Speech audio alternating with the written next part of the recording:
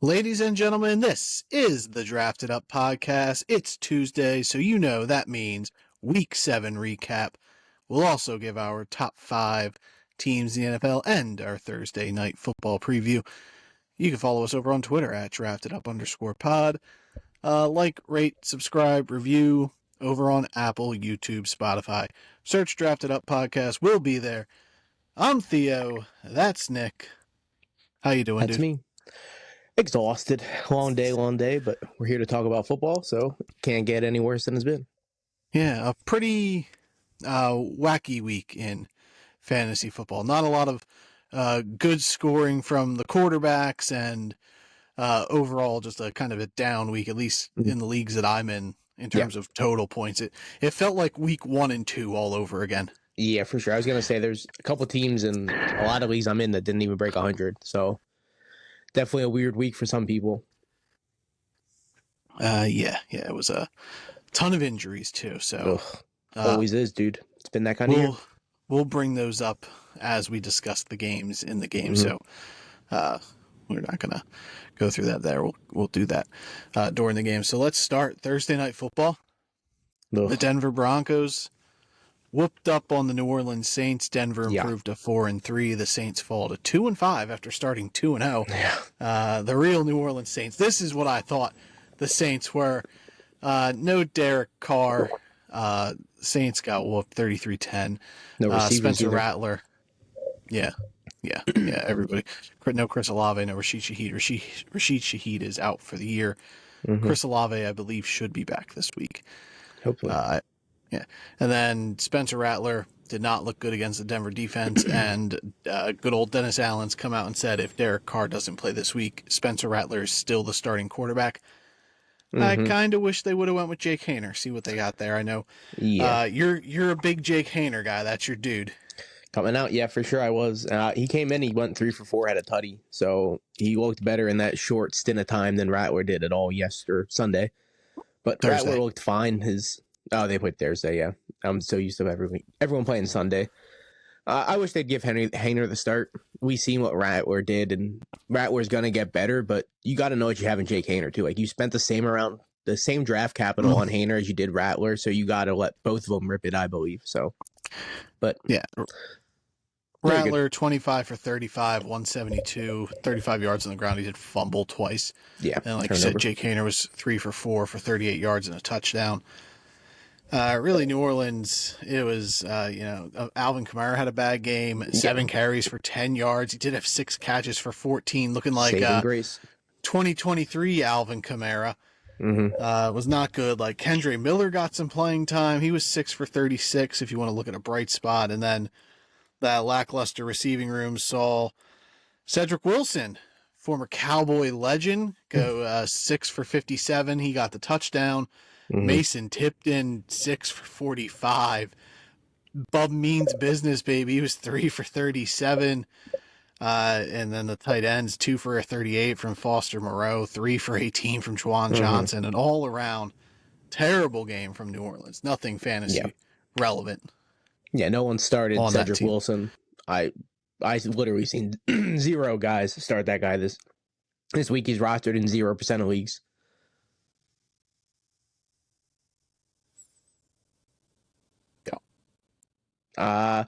With Wilson, he's rostered in 0% of leagues, and he started in 0% of leagues on Sleeper. So his fantasy game was good for no one, literally nobody. So New Orleans didn't even show up on Thursday, dude. I'm glad Denver decided to take the game serious.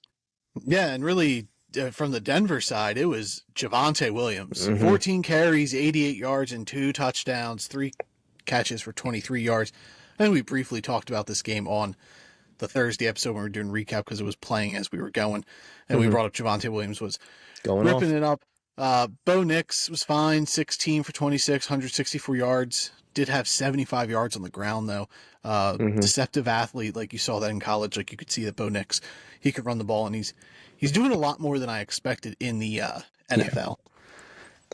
Yeah, he's looking like a really good runner. He's looking almost like Danny Jones should be looking his rookie year. Like Danny Jones doesn't look this good in his 5th year. So That's where I stand with Bo Nix. He's looking on track like he could be a really decent NFL quarterback. I don't think he's going to be great, but he's going to be a guy that Denver can definitely tie their boots to for the next couple of years. Yeah. And the Denver backfield, like I said, Javonte Williams had a great game, but it was Audric Estime who got the first carry of that game, and he fumbled. Yeah, so he was 5 for 29. I don't think that really matters, getting the first carry for him, because Williams has had three of the last 4 games have been really good for Javonte, and he just happened to get into the end zone now, which is what he's been missing. He had 2 touchdowns. I think if Estime would have done something substantial with that carry, it probably would have fallen more, that he would have got more than 5 carries in the game. I agree. I think it would have been a closer, I think we can count Jaleel McLaughlin out of this scenario anymore. He is just not doing, he had no targets in the passing game. He was just 4 for 35 on the ground. And then the Denver passing game, Cortland Sutton led the team in routes and everything, but 0 targets for the old man, in air quotes, of this receiving crew. It all went, Troy Franklin had 6 targets. He went 5 for 50. Marvin Mims, 2 for 18. Devon Vele, 1 for 20. Really just a passing game, not relevant. But Cortland Sutton is a guy to keep an eye on. Maybe they trade him here before the deadline to someone who's receiver needy, or just continue to watch how Denver snaps play out, because Sean Payton has come out and said he wants to get the young guys work. Yeah, and you've really seen that the last 2 weeks with Troy Franklin. He's played in 60% of snaps 2 weeks ago and 50% of snaps this week. He had 6 targets, like you said, 5 for 50. I think it's only going to get increased from here for Troy Franklin. I think he's going to be the alpha, quote for quote, the alpha receiver for Denver from here until the end of the season. And him and Bo Nix have had the rapport at Oregon. Like, they worked together for years, or a year. So I think it's a lock for Troy Franklin. I think keep an eye on him. I wouldn't roster him right now, me per se, but if you have an open spot, take your shot with Troy Franklin. Any guy that's getting 6 targets in a game is the number 1. He's worth having on a team, I think. Yeah. I think he'll be the benefactor of all this. I would also keep an eye on Devon Vele. He originally outplayed Franklin in the preseason and won the job, and then he got hurt. So it'll be a matter of him working his way back in the line. He had 8 catches his first game. So I mean, even his first game back, he had 4 for 78. So he just had a lesser role last week. But the 2 games before that he played, he's been pass. Yeah, exactly. Javonte's been carrying the rock. But yeah, him and Troy Franklin are definitely guys to keep an eye on. I would prefer Franklin if I had to take one of them. Yeah, I agree. More big play upside. We had a London game Sunday morning. The Jacksonville Jaguars improved to 2-5. Doug Peterson's job still safe as of now. Dude, if they would have lost this, he would have been stuck in London without a doubt in my mind. They beat New England 32-16. Patriots fall to 1-6. I want to talk about Jared Mayo real quick. Have you heard his press conference where he straight out called Jalen Polk soft? Yeah, he called the whole team soft. Yeah. Well, okay. When your team is bad, this is just my mindset, so we might differ. When your team is bad, you should be taking all the blame as the coach. You should be like, yeah, I got to be better about this. You shouldn't be throwing your players under the bus. Like, if you're a good team, then you could be like, yeah, we got to play better. But, Jared Mayo, you've done jack shit as a head coach. Were you the one getting these offsides penalty? No, you're just singling out Jalen Polk at this point because, he specifically said Jalen Polk. Yeah. I don't know. If Robert Kraft wasn't on such an ego trip, I would say Jared Mayo wouldn't make it through the year, but Robert Kraft's going to keep him around because he's his handpicked successor to Bill Belichick. But yeah, I don't think Jared Mayo's a good coach as of now. I think he's all right. His defense has been really solid, except this game. But you're throwing a rookie quarterback into a London game. It's a whole different environment. I get he's played the week before. But when you go to London, it's just in general a different environment. It's so for him to make his second career start in London, Drake May was going to get some type of. I'm blanking on the word here. What am I looking for here? Too much sound. He's going to get rocked. Rocks are not the word I'm looking for, but he's going to get rocked. Frazzled. Frazzled, sure. He passed the ball 37 times. I think that was too much. And they got an early lead. They were up 10-0. And I'm like, okay, here we go. Start running the rock. And they just couldn't do it. They can't run. Because none of their running backs are good right now. Yeah. Ramondre's dog shit. So is Antonio Gibson. So in order for Drake May to be really successful, you have to get a run game behind him. But back to the Jeremiah thing. I get why you're calling out your guys. You want to light a fire under them. There's better ways to do it. I agree. I'm not going to rat on him or anything, but there's better ways to do it for sure. And we didn't get to have our Antonio Gibson, Tyler Algier situation because Ramondre Stevenson played. But I thought Drake May looked fine. 276 and 2. Like I think he's playing better than I'd expected him to play, but with how bad this offensive line is. I agree. Like nothing seems to really faze him. Like he's just going out there taking the beating and still putting up numbers. Like didn't have any turnovers on Sunday, so I take that as a win from his end. But like a running game would be nice, especially Jacksonville, like you said on the podcast last week, is like the worst run defense in the league. And then you got Jermichael Hasty, 2 for -2, Ramondre 7 for 18, Gibson 3 for 4. Mm-hmm. They were getting nothing going. Yeah, the run game is irrelevant. It's probably worse than Dallas's, to be honest. We've seen Dallas put up good run games somewhat recently where Ramondre was just early season very successful, and now just New England's run game is just not there. And the receivers in New England weren't doing Drake May any favors, sans Hunter Henry. They were just dropping passes left and right. Yeah, like none of them had more than 3 catches. I don't think any of them are really better than a slot receiver pretty much anywhere else, to be honest. I don't think they have a 1. Douglas could be a 2, but I think he's like a lower end 2 at that, to be honest.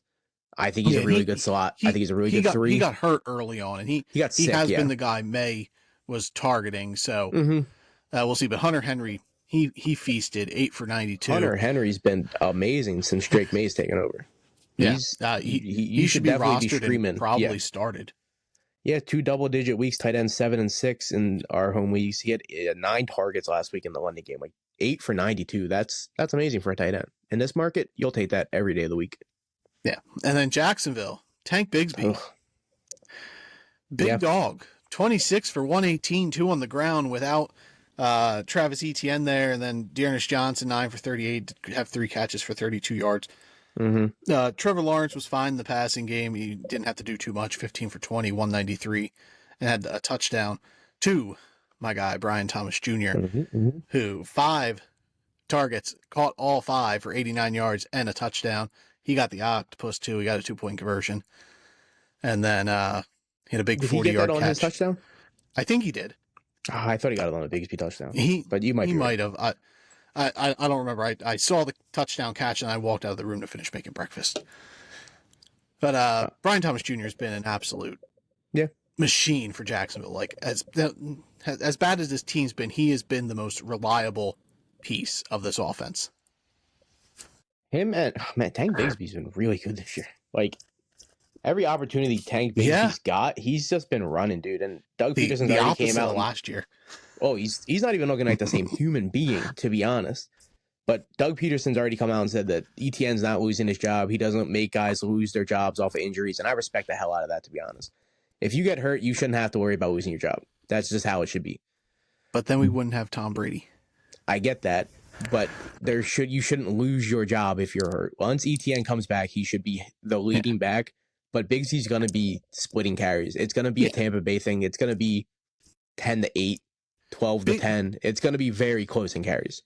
Yeah, Bigsby will still be a flex play in fantasy. Yeah. Because honestly, it's probably better for ETN this way because the dude's been banged up the last 2 years being the lead back. Like his body isn't built to sustain that sort of workload. Definitely not. And they're also 2 opposite running backs. Like ETN is quick, elusive, side-to-side jukes to where Tank Bigsby's going to run the ball right down your throat. He's going to bruise or back the ball down you. Like he's David Montgomery and ETN is Gibbs, if you want to look at it that, or any type of like 2-back systems, or like Adrian Peterson and Chester Taylor. Like there's always these 2-back systems and these 2 guys thrive off each other. Ricky Williams, Ronnie Brown. I was going to say Ronnie Williams. Ronnie Brown. Like this is what going to get Jacksonville into games. You need to keep these two guys healthy, going, and then Brian Thomas Jr. takes the top off of it because you're running the ball down teams' throats. Jacksonville has a good formula. They just need to get shit together, dude. I guess it's coaching. And Trevor Lawrence hasn't been bad, but he hasn't been the guy they drafted him to be. Yeah. Having Evan Ingram back too is incredibly helpful. Five for 35, not the best game, but that gives Trevor Lawrence the safety valve he's looking for. Like Brian Thomas is a big play guy. Like he's not the guy you're going to dump it off to in a situation where you're trying to get rid of the ball. And Christian Kirk and Gabe Davis aren't that anymore. Like Christian Kirk could be, but Christian Kirk was that guy. Yeah, with he's Evan 1 Ingram. for 24. Like he's a low end flex guy at this point. And then Gabe Davis, you don't even need to be rostering him at all. And then Brian Thomas is really the only one I'd be starting as a wide receiver 1 going forward. Yeah, Thomas is the only guy, receiver-wise, I'd be comfortable starting in general. I wouldn't start Christian Kirk as a flex option, to be honest. No. He'd be matchup and bye-week based for me. Yeah, I get that, but I would honestly look to cut him. If you can get one of San Fran's guys, or, like, there are guys out there I would rather have over Christian Kirk. Yeah. Seattle whooped up on the Atlanta Falcons, 34-14. Both teams now 4-3. Geno Smith, a nice game, 18 for 28, 207. He did get 2 touchdowns. Nice to see there from Geno. And then Ken Walker just continues putting up work, 14 for 69, 1 on the ground. He also had a beautiful catch for a touchdown, 2 for 24 on that touchdown, just looking like a receiver.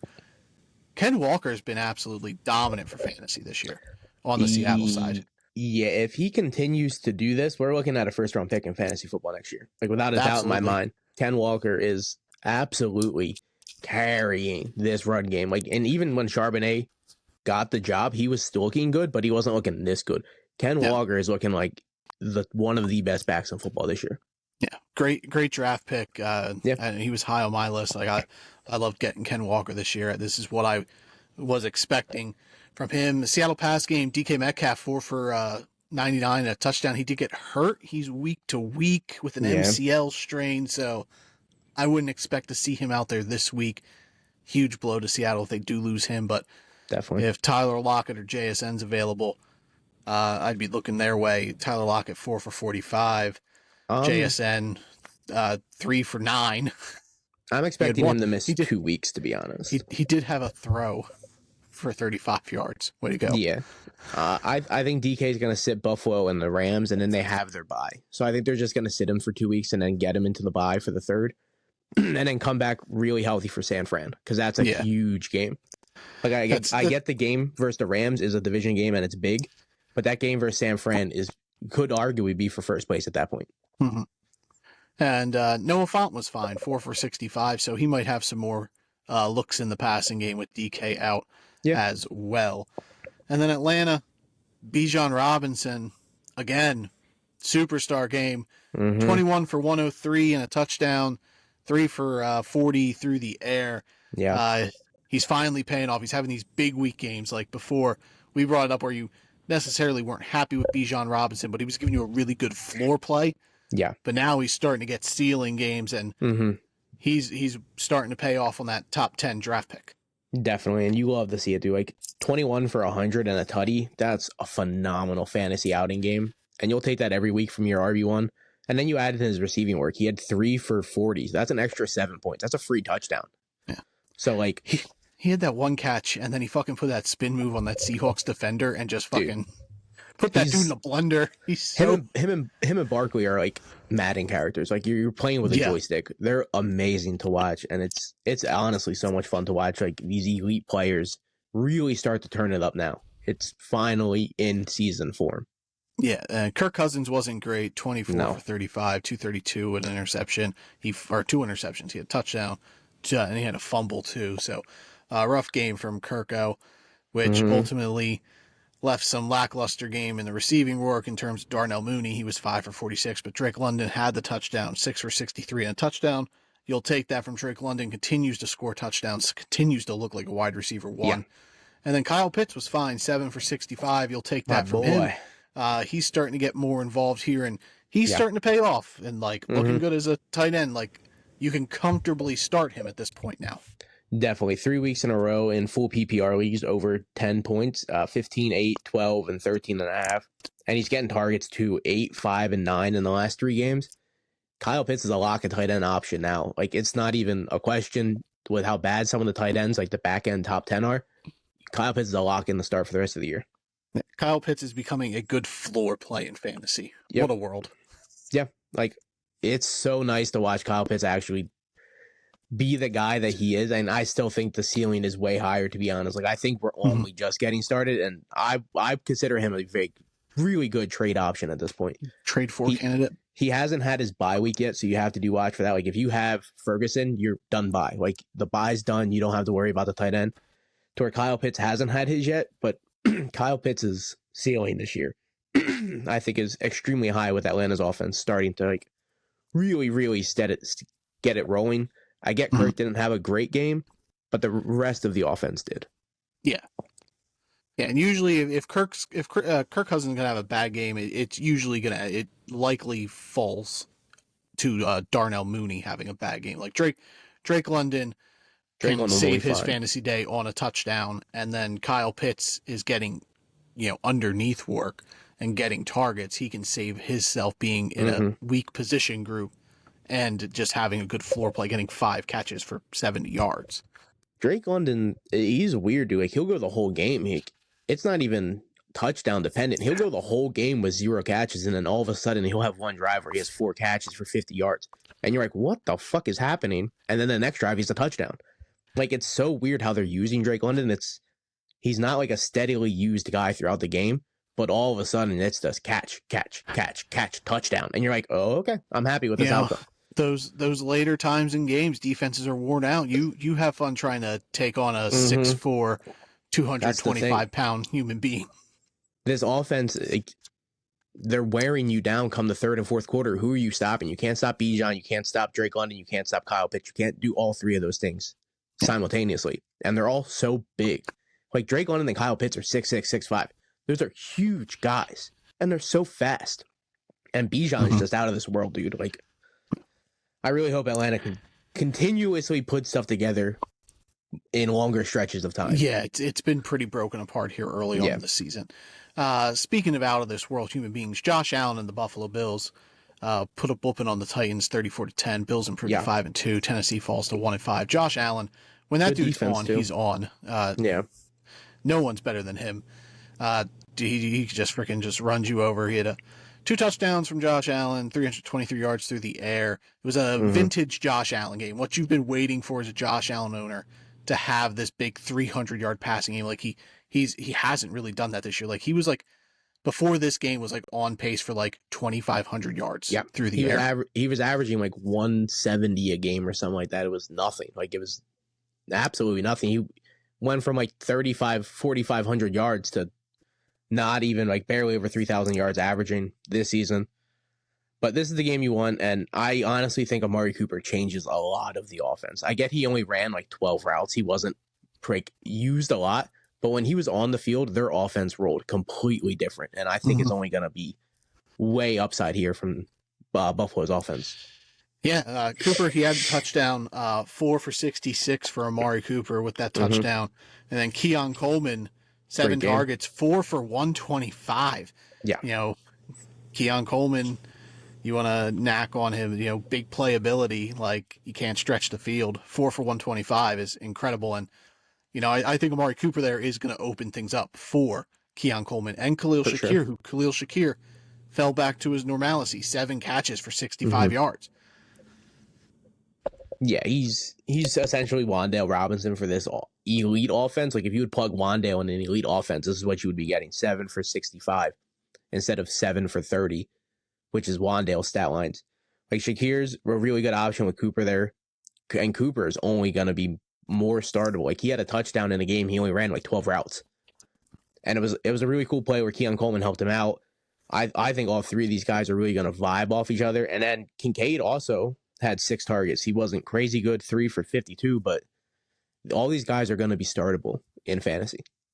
Yeah, and Tennessee, like you said, they have a good defense, a really good run Yeah. defense. They're the best defense in terms of yards given up this year. Mm-hmm. So, like, they shut down James Cook. He was 12 for 32. He did have a touchdown, so that saved your game.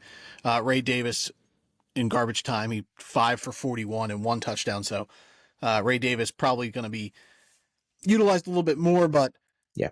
not a ton of utilization, but he's going to come in at end of games. And Buffalo's got the type of team where they could just be blowing you out, and it could get Ray Davis fantasy relevance because they're going to be up so much, and he's going to get that back end work. I think at some point he just starts getting into the mix. I don't think he's going to take a ton of work from Cook, but I do think he's going to end up taking 6 to 8 carries a game and maybe even the touchdown. Like, they don't really love Cook around the goal line. We've seen it in the past. So it wouldn't surprise me if they just start splitting touchdown carries, and then here and there, Ray Davis will be in the game. He's really good. Yes, and again, he's one of those running backs that we brought up, the later round guys like Bucky Irving, Ray Davis. They're all starting to get utilized now. It's good to see. Are you worried about Kincaid at all with all this? Because like I am, but I'm not at the same time. Just because like tight end position, I'm still going to put him in, but the Buffalo comes at a risk where they could now be the 49ers, where you're going to have Amari Cooper games, you're going to have Shakir games, Kincaid, Coleman. Like, there's going to be so much to spread around. James Cook, Ray Davis. Like, now there's a lot of mouths to go and feed in this offense now. Yeah, no, I would still start him because of the tight end market, but I'm not as thrilled as I was when they announced the Amari Cooper trade. Like, I really thought it would be him and Cooper, like Cooper opening up the offense for him. Cooper opens up the offense for everyone. Amari Cooper's was really good. And like, he deserves his flowers. Like, Keon Coleman is only going to shine from this. Same with Shakir, because they're all different types of receivers. And then it's going to open up the run game.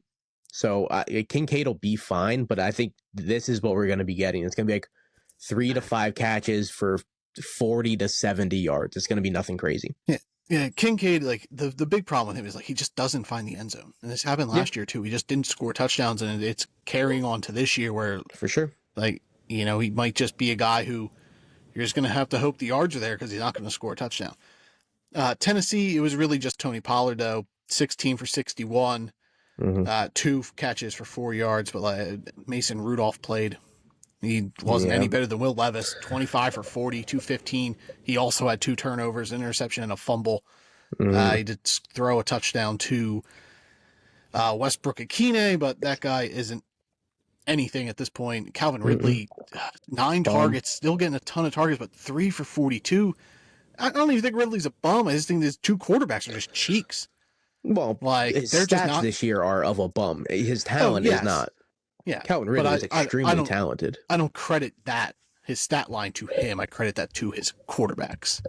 A little bit of give and pull, but yeah, it's more towards the shitty quarterback play for sure. But you still want more than 3 for 40 or that shitty, horrendous game he had last week where he was, 0 for 0 on 8 targets.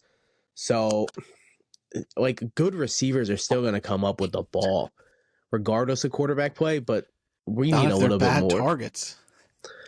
Hopkins has played years with horrendous quarterback play.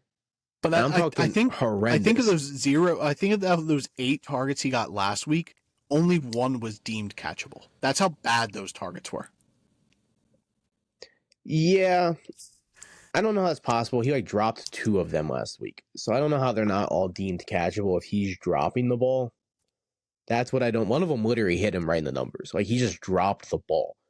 Like, I like Calvin Ridley. I don't like this offense at all. Like, he's talented, but he's not. I mean, I do, but the 8.5 points isn't really nothing to ride home about. I mean, his stat line was fine. He just didn't get a touchdown. 61 yards on 16 carries. Yeah. He's been scoring, and the passing work wasn't. Will Levis was getting him involved in the pass game. Anybody else? Like Chicaconquo? No. 4 for 50. Outscored Dalton Kincaid. No, I never look at that guy. That guy's always brought up as a quote-for-quote streaming option. I just never see him as a streaming option. I don't see him as a streamer either. No. Cleveland and Cincinnati, the Bengals improved to 3-4 with their 21-14 victory over the now 1-6 Cleveland Browns. The Browns are one of those teams that suffered an injury. Deshaun Watson ruptured his Achilles. He is out for the year. Yeah. So Cleveland fans get their wish. They now have a new quarterback, likely going to be Jameis Winston, but has not been confirmed. So there's the chance that Dorian Thompson-Robinson is the quarterback, and they just signed Bailey Zappi. There's talks that they might look at Ryan Tannehill. So we'll see where they go from here. I expect it to be Jameis up first and then evaluate from there. You would hope so. Dorian Thompson-Robinson was the backup in the game, and Winston was just the emergency quarterback.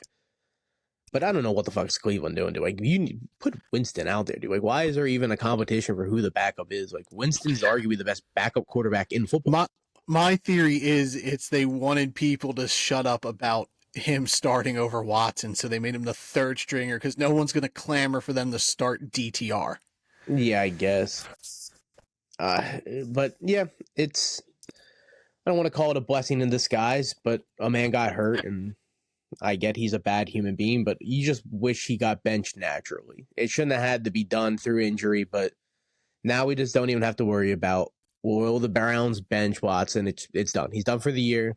We'll evaluate it next season. You don't think he's going to be back? I think he has to be back just based off the $76 million they owe him this year and next season. He could be on the roster. I don't think he's going to play until, if he does play next year, I don't think he's playing till midseason. He's starting the year on IR.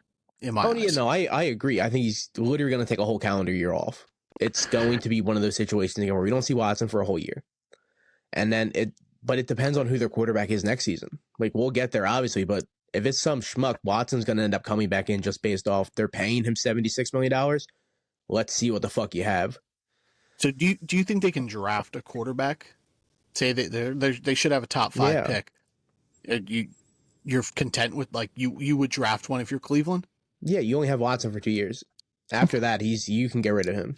And I think they bite the bullet and eat one of the $76 million years. I think he plays 1 year with Cleveland and then he's gone. I don't think he sits both these seasons. Nick Chubb was back. Not great to be back. Necessarily efficient, but I don't care about that. I just care that this man came back and he looked healthy. That saved his day because he was 11 for 22 on the ground. For sure. The passing game, though, David Njoku, 14 targets, 10 catches for 76 yards and a touchdown. My start of the week at tight end. I took the easy way out there. That paid off. But then it's more the receivers. Like Jerry Jeudy, you'd think without Amari Cooper, he would have got the second most targets, but he only had 5. Shitty-ass Elijah Moore had 7 targets. He was 6 for 41. Whatever. But I want to talk about Cedric Tillman, my guy from Tennessee. 12 targets, 8 for 81. I brought him up as just like a low-end stash guy last week. He looks to be filling the Amari Cooper role of this offense. Yeah, when we statted out Cleveland, I was extremely high on Tillman. I'm like, this has to be the year they use him more. And it just wasn't happening. Like, the first 2 weeks he played in 30% of snaps. And then it just started going down, like 15, 32. And then last week he played in 87%. Like, Cooper's gone, and now he slid right into that role. Yeah. Jerry Jeudy, we talked about. Teams have tried him to be the number one. Denver tried it. It didn't work. Cleveland is not going to try it. They already are committed to not trying it. They're like, we have to try Cedric Tillman over Jerry. Jerry Judy's not a number one. He's just not that kind of guy. The Elijah Moore thing, I think, is an outlier. I think they're all short targets. They're all dumb, meaningless targets. Jerry Jeudy will balance back and be better than Elijah Moore. But him and Tillman, though, that's going to be a competition for sure. I'm leaning towards Tillman for the rest of the year, though. If it's based I agree. Like, I wouldn't spend fab on Tillman, but if I can get him for $0, I would put him on my roster if I could, because, if Winston's going to be the guy, the passing game becomes more efficient, essentially, in terms of, volatility. They're going to be able to pass better. So Tillman should be able to put up numbers. I had a top 50 grade on Cedric Tillman. Like, I love this talent. I liked him more than Jalen Hyatt coming out. Definitely. They were both teammates. So I hope it is Tillman and Njoku going forward for Cleveland. I agree. We talked about Kyle Pitts as a trade for target. Go get Njoku. If you're on a top 3 team in your league and Njoku's on the bottom half of the team, you need to pay up and go get Njoku. He is going to get so many targets, so many looks in this offense. He is probably the number one tight end going forward, him and Brock Bowers. Would you trade someone like Jake Ferguson for Yes. David Njoku? 100%. I would trade any tight end that's not like Travis Kelce or Kelsey, Brock Bowers or George Powers. Kittle. Yeah. All right, Cincinnati. You hate this team. I do. They were my Super Bowl pick. I'll still die on the hill that this is a good football team. Joe Burrow, do 181-2. It's fine. And then, Chase Brown, not necessarily efficient, 15 for 44, didn't get in the end zone. Zach Moss was 6 for 7, and 3 for 33 through the air, so that saved his game in PPR. T. Higgins got a touchdown, 82 yards on 4 catches. Jamar Chase, 5 catches for 55 and a touchdown. You'll take both those games. You'll be happy with that. And then nobody else in Cincinnati did anything worthwhile. Now, you think the Bengals are a bad team. I take this as Zach Taylor's a terrible coach and he doesn't know how to actually beat a football team. So he just played down to Cleveland, saw Watson was hurt, and just kind of eased back and just played conservative bad football. Like, you have an elite quarterback, just let Joe Burrow go out there and tear the throat out of this franchise that you're playing. Like, Joe Burrow has that skill set, but Zach Taylor, for whatever reason, doesn't play to kill. He just plays it safe, and it puts the Bengals into these weird situations where they're playing bad football teams and they're one-score games.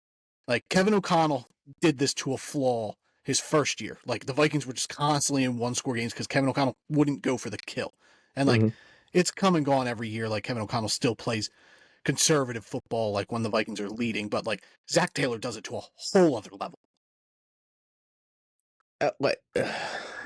They had a kick return in this game. This game was 14-14 on an inept Cleveland offense that didn't even have a quarterback. They used their third-string emergency quarterback. I get it's Jameis Winston, but they used their emergency quarterback in this game. I think if Winston played the minute Watson got hurt, I honestly think they beat the Bengals. I don't think it's... the Bengals are not good. It goes back to them playing the Giants. They scored at 5 seconds left in the game. They beat us by 3. It was 10-7. Like, that's it. They played, and we're bad. They play bad teams bad, and they play good teams good. Yeah, they play good teams fine. I don't even think they play them good. Like, they don't have a good defense. They have good offensive players. Like, but when you have a coach and management... Baltimore. When they lost to Baltimore, 41-38, they should have beat them. There's zero reason the Ravens won that game. It's because Zach Taylor didn't go for the kill. He just eased off and let Baltimore come back. Like, they almost beat Kansas City. Like, every Bengals game has essentially been a one-score game this season. 16-10, 26-25, 38-33, 34-24. That was against Carolina, but they won by 10, still closer than it should have been. 41-38, 17-7 against you guys. They won 21-14. Everything is a one-score game, and it's all down to Zach Taylor just doesn't seal the deal and go for the kill when he can. Like, they've literally played 4 of the worst offenses in football, being Cleveland, the Giants, Carolina, and New England. And then they played a rookie quarterback in Washington. There's no excuse that they're not a 5-win team right now. They're just not. I agree. It's just not coaching. good. It's not a matter of talent for this team. This team is incredibly talented. It's on the offensive side coaching. of the ball. They have an elite linebacker in Logan Wilson. Mike Hilton's one of the best nickel corners in football, and Trey Hendrickson is one of the best edge rushers in football. EJ Hill's a top 20 defensive tackle. Sam Hubbard's fine. Yeah, but with all these key pieces in your head, then they would have some type of middle-ranked defense. They don't. Their defense is horrendous. Like, their defense is bad. It's a bad coach team, man. It's just a bad team in general. Like, they're not that good. I agree to disagree. I think the Bengals, as a whole roster, I mean, their defense is better than Baltimore this year. Yeah, and Baltimore's played way harder teams. That's what I'm talking about. Cincinnati has played 4 of the worst offenses in football, and they still don't have a top-ranked defense. It just comes down to coaching. It's poorly coached. They have good players. Like, Minnesota had one of the worst defenses, and then they get Brian Flores, and now have one of the best defenses with less pieces. The pieces they got rid of and replaced with were worse than the pieces they had, and they got better. Get better coaching, and the team will play better. Not always. That's not how it always works. You can go out and replace a coach. Zach Taylor's taking them to the Super Bowl. I don't think Zach Taylor took them to the Super Bowl. The talent of that football team took them to the Super Bowl. It was a little bit of both. You can't get there without coaching. The coaching is the main thing of football. If you get a team to the Super Bowl, you're a decent coach. Yeah. Well, Zach Taylor's probably never getting him there again because he's a bad coach. Well, he's an average coach. Well, yeah, it's because it's an average team. They're not going to get to the Super Bowl. I agree. Their roster's better than Pittsburgh, in my eyes. Not Pittsburgh's defensive-wise. Way better coached. Yeah, and what wins games? Defensive and coaching. And that's what Pittsburgh got them on both. Their secondary is as good as Pittsburgh's. No. Joey Porter has been one of the best corners in football this year, and it is not even a question. Okay, that's one guy. Mike Hilton, as a whole, their secondary is better than Pittsburgh's as a whole. And then Pittsburgh has one of the best defensive lines in football, to where Cincinnati has pieces. TJ Watt and Andre Highsmith are great. They're elite. So is Trey Hendrickson. Yeah, but that's one guy compared to all of Sam Pittsburgh's Hubbard's line. Really good. But Pittsburgh also has Casey Hayward, who is arguably the best defensive tackle in football this year. He is, and BJ Hill's a top 20 defensive tackle. Okay, but top 20 doesn't stack to one. We're getting off on a tangent on Cincinnati, who's not even worth arguing about. They're barely going to be pushing a playoff spot later. Like the Bengals are going to push for a playoff spot. Barely, yes, but it's not even a lock that they get in. Where Pittsburgh's probably going to get into the playoffs, and it's not even a question. I think Pittsburgh is a 10-win team at best. I think Cincinnati can win 10 games as well. Cincinnati would be very lucky to win 10 games, and I would put money on that. Super easy schedule. Yeah, for an average team. But they played to their competition. So if they're playing average teams, but they're winning now. They're starting to win in these because they're playing horrendous games. Teams, and when they play middle of the pack teams, they can't beat them. I don't think they play. I think like the rest of the year they're playing like the low end 10 teams of the league. But Houston, Green Bay. They have Philly next week. They have Baltimore. They have the Chargers. They have Pittsburgh. They have Dallas. They have Denver. They have Pittsburgh again. Dallas is bottom bad. Of the pack. Dallas is bad. Dallas is still, but they still have talent like Cincinnati does. I think Dallas is one of the bad football teams. Dallas and Cincinnati are literally the exact same team. They are both extremely talented on defense and offense, and they can't put it together. The Cowboys' defense is bad. They have Michael Parsons. They have He's hurt. He's out. Yeah, but they still have him. And they Bland's have out. All these guys are out, though. None of these guys are playing, so they're not relevant to how bad this defense is. They'll eventually be back. And Cincinnati and Dallas are literally the exact same thing. They have talent on the offense. They have no run game. They're the exact same teams. They're poorly coached. Mike McCarthy. Pittsburgh, or better than Dallas. Houston, Green Bay. Speaking of bad coach offenses, Houston's offense. Switching the subject now. Well, you said the Bengals weren't worth arguing, so I'm getting off that tangent. You got me into the mood to argue. Now you kept going. Well, I was trying to go, and you went on, so I stopped talking. That's because I brought up Dallas. They're literally the same team. Bobby Slowick might lose his job as offensive coordinator. Like, there's talks that this guy might not make it through the year. As one of the high-end guys who's been a future head coach, deemed a future head coach, now he's playing this safe football, and he loves to just run first and second down, and when it doesn't work, he keeps doing it, and it makes CJ Stroud fall into third and long situations, and the offense can't pick it up. This offense is missing Nico Collins. And they lost to Green Bay 24-22. Both teams now 5-2. I think the offense is fine. They had a stumble, but this offense runs through Joe Mixon. If Joe Mixon's out, that's when this offense isn't what it is. They shouldn't have been in this game, and they almost beat Green Bay They almost beat Green Bay. An elite team. Green Bay is an elite team. They're arguably in the top 5. Houston almost beat them with 80 passing yards. That's 80 passing yards. They should have won the game, though, but they settled for a field goal. Bobby Slowick refused to go for a touchdown and just ran the ball to kick a field goal, and then Green Bay came back and kicked the field goal to win. The same thing that Zach Taylor did against Baltimore when he could have went for a touchdown. He didn't. He just ran up the middle and gave Green Bay a minute 30 to get in the field goal range. teams trust their defenses, and that's what defensive coaches do. They trust their defenses. Well, I mean, Bobby Slow was the one calling the plays, but this team needs Nico Collins with Joe Mixon. One of them without the other isn't enough.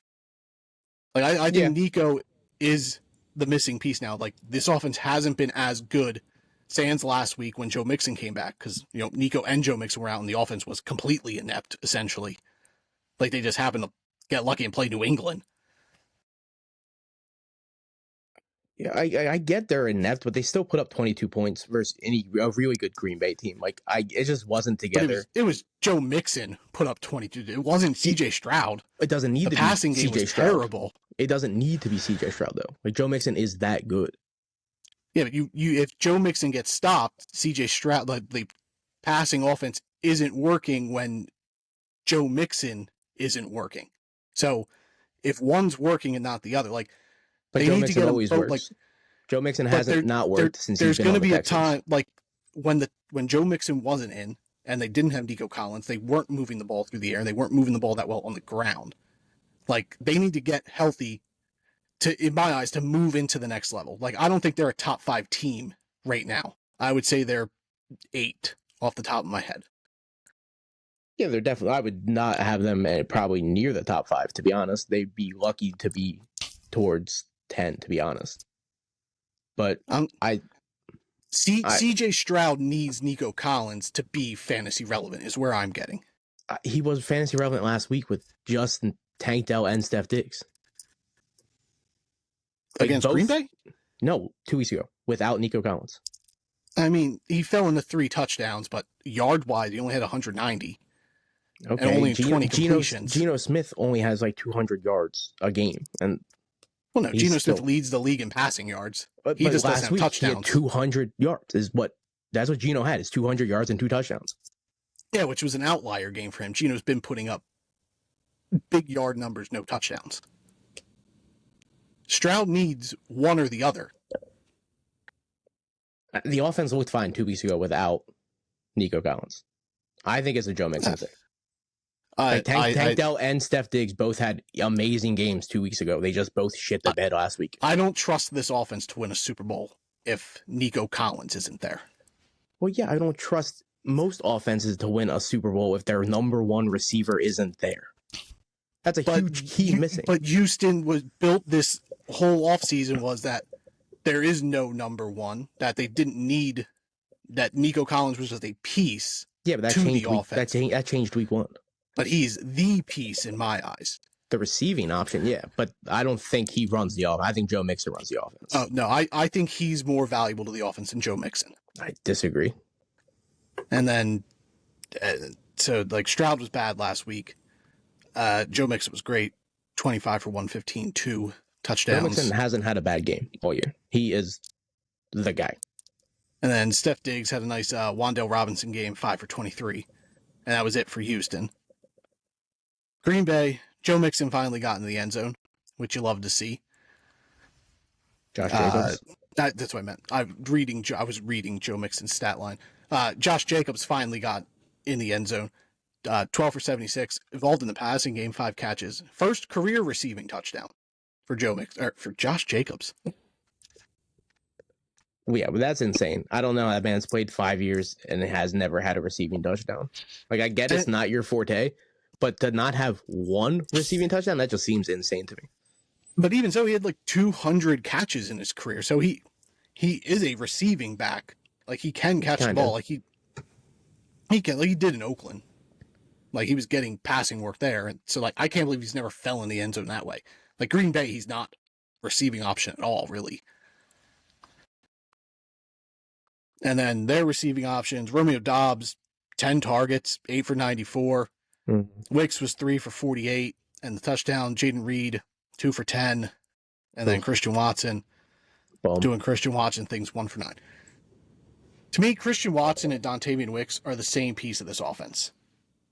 Neither one of them are ever really going to have a good game at the same time. Whereas Jaden Reed, I think Jaden Reed and Romeo Doubs are the 1 and 2s for sure. See, like the Romeo Doubs thing is weird. Like, he's only the 2 since week 6. Like, he's only had 2 weeks where he's been the number 2, and it's since he's came back from throwing his tantrum. that he's been the number 2. So I don't understand why now. Like, they're literally giving him what he wants. He was running the most routes and on the field the most out of all the guys. He just wasn't getting, like, the targets. Now Jordan Love's just throwing him the ball.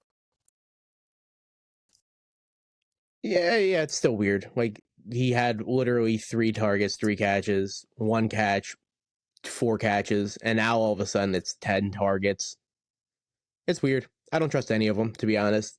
Jordan Reed I'd still trust, but it's to the point where he's still becoming... Like, he's still really good, but he has games where he's just not even used. Like, 2 catches, 10 yards, 2 catches, 9 yards, 4 catches, 4 catches. The whole receiving thing's weird in Green Bay. I don't really trust any of them. I still trust Reed if I had to pick one of them. I would lock in Reed and Dobbs. They'd be the only ones I would put in my lineup with, relative confidence. Wicks and Watson, it's a matter to me of calling your shot on which one you think is going to have the big game. Like, I think Reed and Dobbs provide better floors than the other 2 guys. The floors, yeah, but Romeo Dobbs I still wouldn't trust per se yet. I still need to see it versus Jacksonville and Detroit coming up.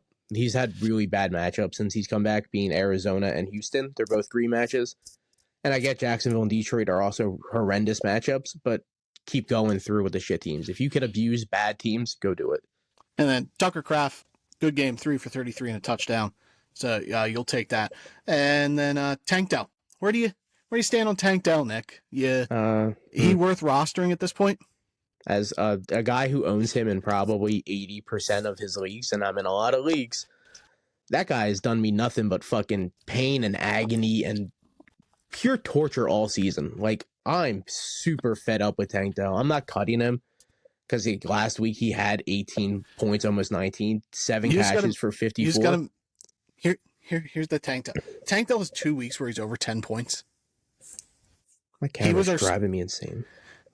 2 weeks over 10 points for Tank Dell this year. Both weeks where he was our starts of the week. Yours versus New England, mine versus Minnesota. We just got to make Tank Dell our start of the week, and we're cooking. I will never have the confidence to make that man a start of the week ever again, even versus Indy, Detroit, Jacksonville. He has all these matchups coming up eventually, and I'm still out. I'm not starting him in any type of fantasy. It can't be done. When you go fucking 0 for 4 and all your points are just from punt return yards, like, what are we talking about here? That's not a realistic floor to have. I think this game, this is a bad offensive game sans Joe Mixon for Houston. I wouldn't get roped in too much to what Tank Dell was doing because CJ Stroud was also pathetic. Yeah, but it's not just this game. The Buffalo game, 4 for 30. Buffalo's one of the best defenses at stopping receivers. Yeah, I get that. But you're in a high-powered offense, and if you want to be considered fantasy relevant, you can't constantly shit the bed 4 of the 6 games that he's played. What are we talking about here? That's a horrendous shit the bed rate. And even the game versus Minnesota, 11 points versus a very susceptible defense. That's not anything I'm really driving home about. He's one game that I'm proud of, and it's versus New England this year, who was a horrendous secondary. Which is CJ Stroud's worst yards passing besides last week with 192, which you'd think if Stroud had more passing yards, the more Tank Dell would be better. But the 2 weeks before that, Stroud had 300 yards, and Tank Dell did nothing really. Yeah. I'd probably be willing to move on from him. Like, if Juwan Jennings is out there, I would cut Tank Dell to pick up Juwan Jennings. Good God. Yeah, probably. Or do you find to have more confidence in Tank Dell once Nico Collins gets back?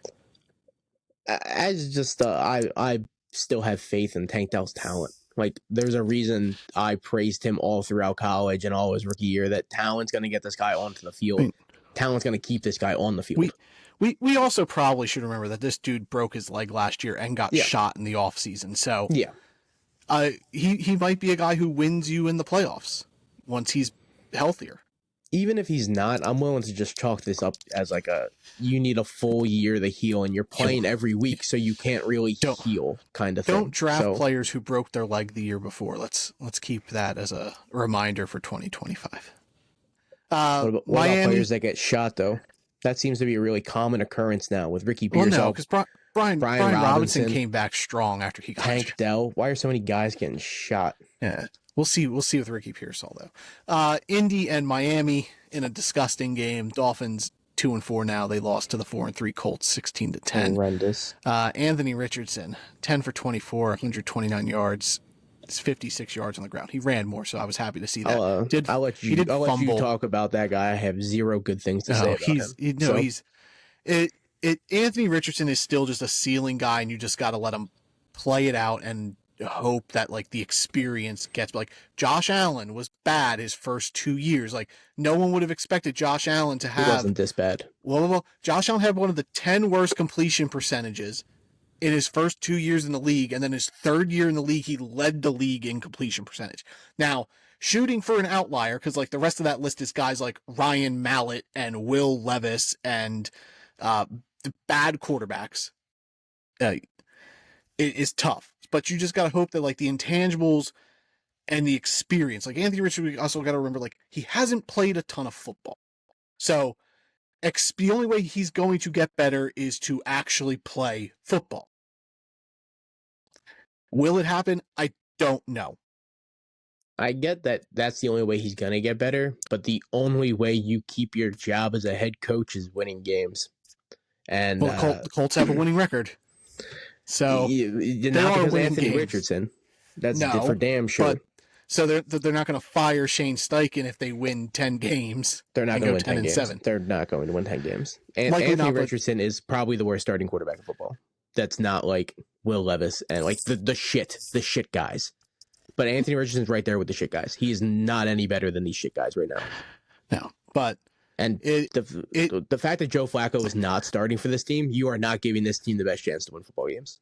This is not happening. That's where the Colts fall. They fall into this weird line because like they have a decent roster. So like, do you play to win this year? Or do you play for the future? If you're playing for the every future, year to win. You're playing Anthony, but then you're never going to see what Anthony Richardson can do. Well, that's not my problem. You are literally sabotaging these receivers' careers. Like Michael Pittman, Josh, these guys are out here with an inept quarterback. They have literally Stevie Wonder throwing them the ball. It's a disgrace in my eyes, to be honest. I'm not even going to lie. Like these receivers should all refuse to play. I would not be suiting up with Anthony Richardson as my quarterback. I'm not getting the ball. And when I'm getting the ball, they're horrendous targets. That makes you a really bad teammate, though. Yeah. And then an actual quarterback's not going to want to play with you then. Look at like Amari Cooper. He got out of this shitty situation. Michael Pittman should be demanding a trade. It's ridiculous. I don't know. Michael Pittman is a 1,000-yard receiver, and he's going to be on pace for 400 yards with Anthony Richardson. You're ruining this man's career.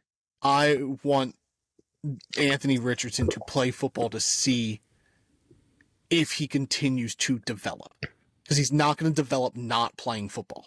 Yeah, you know where you develop? In practice. You have 3 years to sit Jordan Love style.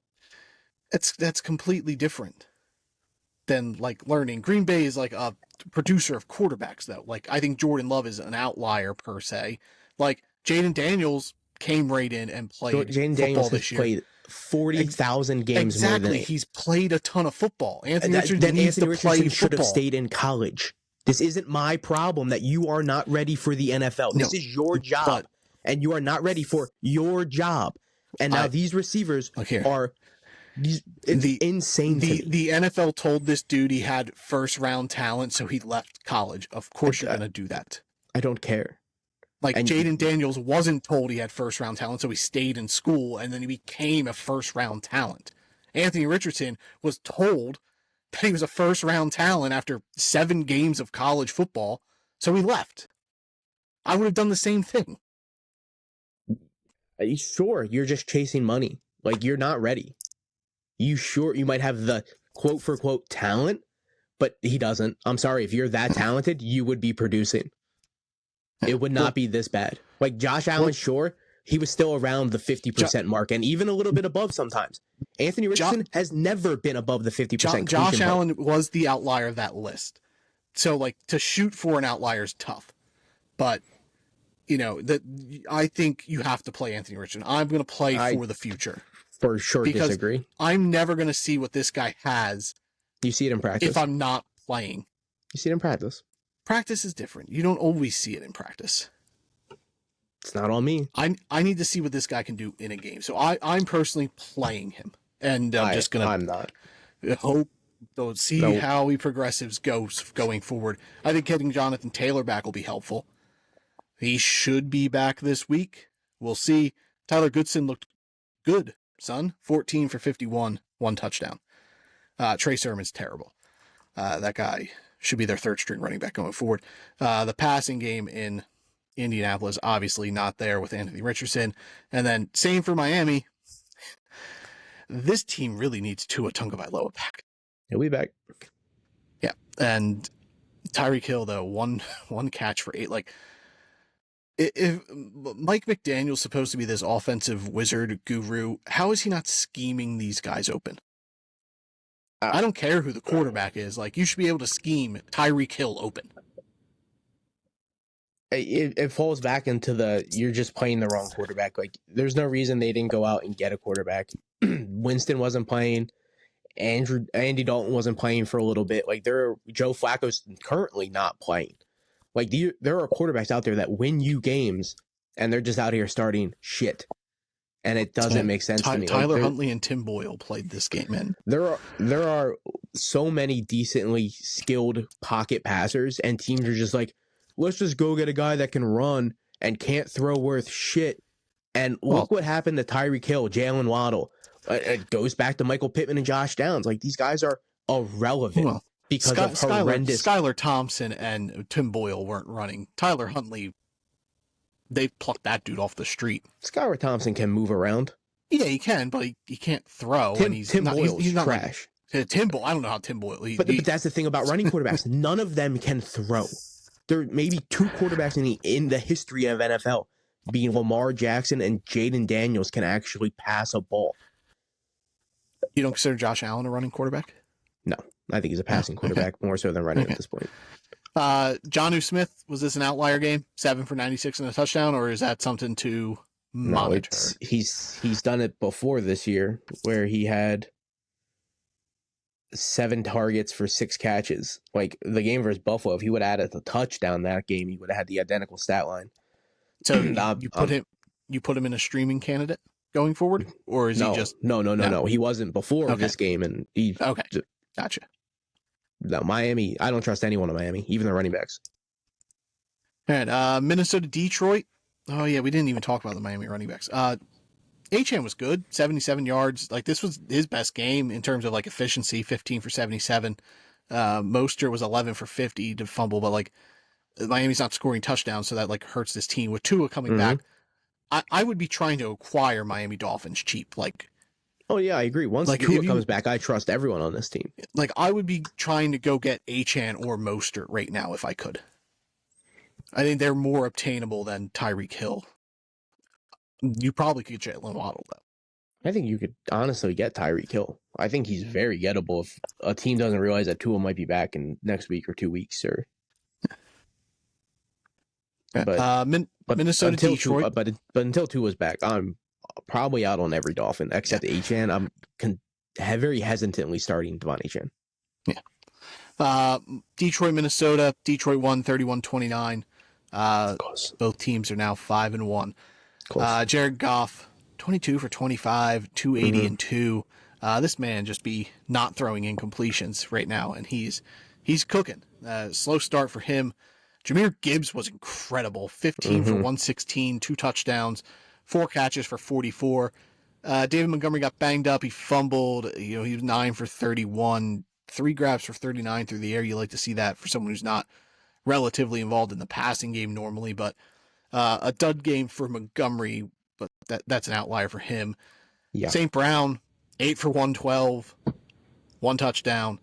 Khalif Raymond, keep an eye on him and Tim Patrick now with Jameson Williams getting suspended for 2 games. They might be streaming options with bye weeks and everything and injuries. Tim Patrick was 2 for 25, Khalif Raymond 3 for 39 and 1 touchdown. But I think the bigger thing is going to be Sam Laporta is going to be more involved the next 2 weeks in this offense without Jameson Williams. He was 1 for 25. Another average game for Sam Laporta. He's not paid off so far for what you spent on him. 1 for 25 is not average. That's bad. I was saying his season's been average is what I was. Oh, it's been, I would say, less than average. I would say his whole season's been bad. He's one game over double digits. He was going as tight end 1. And he's currently tight end 17, 18? 21. Yeah, that's bad, dude. That's just not good. That's not as... You hope that he steps up with Williams being suspended in the next 2 weeks. Detroit's so talented, dude, that's not guaranteed. They might just start running more with Montgomery and Gibbs the next 2 weeks and let Amon-Ra just roll with the catches. But you brought up, don't forget Khalif Raymond and Tim Patrick. I hate Tim Patrick. I would front Raymond 10 out of 10 times over Tim Patrick. But I think they're both going to be a little bit more involved. Raymond more so than Patrick, if I had to say. But I wouldn't trust Laporta being more involved. Yeah, he's not paid off so far this year. If you were drafting him as tight end 1 and like he's one touchdown in the year. Yeah, and it was his only catch that game against Dallas. He had one catch for one touchdown. Play. Yeah, it's a trick play.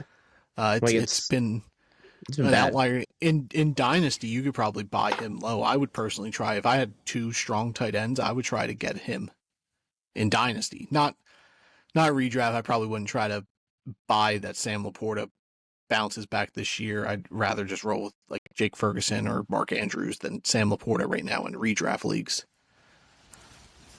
Yeah, there are a lot of tight ends in redrafts this year. I'd rather just roll with over Laporta, but I would try to get him in Dynasty. I would take the chance. Minnesota side, Sam Darnold, 22 for 27, 259 and 1. Did throw an interception, 4 for 39 on the ground. Mm-hmm. Aaron Jones looked great despite being injured, 14 for 93, 1 touchdown, 3 for 23 through the air. Ty Chandler was completely irrelevant in this game.